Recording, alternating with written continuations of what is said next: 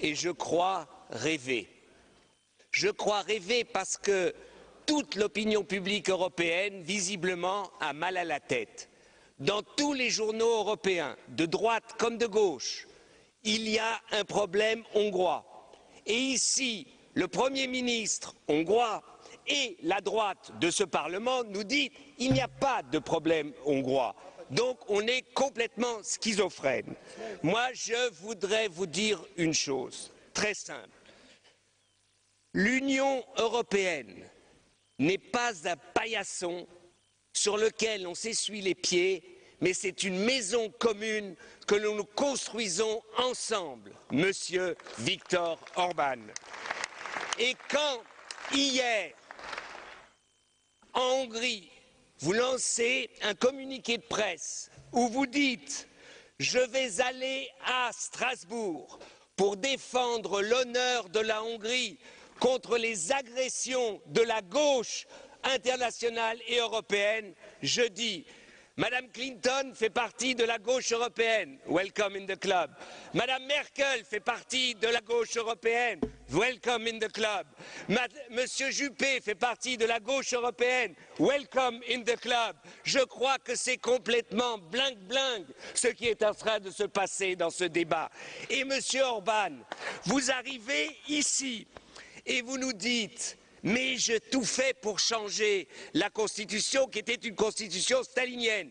Et M. Daul, qui est l'agent officiel de votre parti ici, nous dit que c'était une Constitution stalinienne. Donc, tout ce Parlement, vous, nous, tous y compris, on est complètement dingue, car on a accepté un pays dans l'Union européenne avec une Constitution stalinienne. Vous êtes complètement fous, complètement fous. C'est impossible. Comment avez-vous fait ça?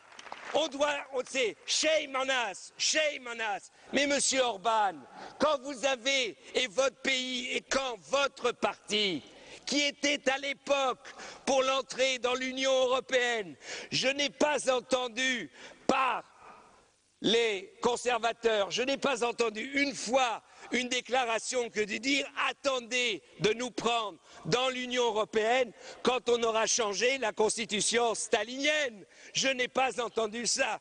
Donc arrêtez avec ces bêtises. Qu'il y a un renouvellement, c'est vrai. Mais qui dit renouvellement, ça peut être dans la bonne direction ou dans la mauvaise direction. Et nous vous disons que vous allez dans la direction des messieurs Chavez, Castro et de tous les gouvernements totalitaires et autoritaires de ce bas monde, que nous combattons ensemble avec vous. Et vous n'avez pas la force de le combattre avec monsieur Orban. Je vous donne un exemple, 3 exemples qui me touchent personnellement. Le maire de Budapest,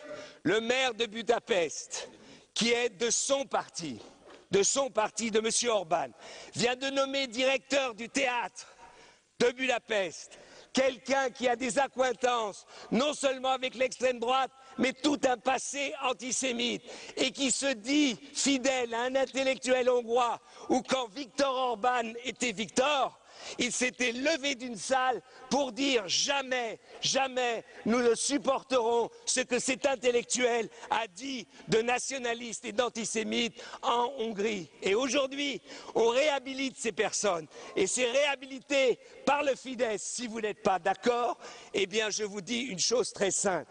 Suivons la proposition de Guy Verhofstadt. Envoyons par la Commission Liberté publique une délégation pour, avec l'article 7, nous dire si oui ou non, pourquoi les sans-abri en Hongrie ont peur, pourquoi des intellectuels ont peur, pourquoi de ma famille et des gens que je connais, juifs en Hongrie, ont peur aujourd'hui, pourquoi l'esprit de votre nouvelle constitution est une constitution d'une Hongrie passée qui fait peur à beaucoup de citoyens hongrois. Même si vous avez la majorité, les minorités ont le droit de ne pas avoir peur dans votre pays, monsieur Orban. Et c'est pour cela que si vous êtes si sûr de vous, si vous êtes sûr de vous qu'il n'y a pas de problème démocratique en Hongrie, faisons l'article 7 et nous verrons bien le rapport qui sera rendu. Et si vous avez raison je vous demanderai pardon. Et si vous avez tort, je vous demanderai de me dire pardon. Messieurs les conservateurs, parce que se battre pour la liberté et la démocratie, on le fait quand on est fort contre sa propre famille. De dire que c'est toujours les autres, c'est facile.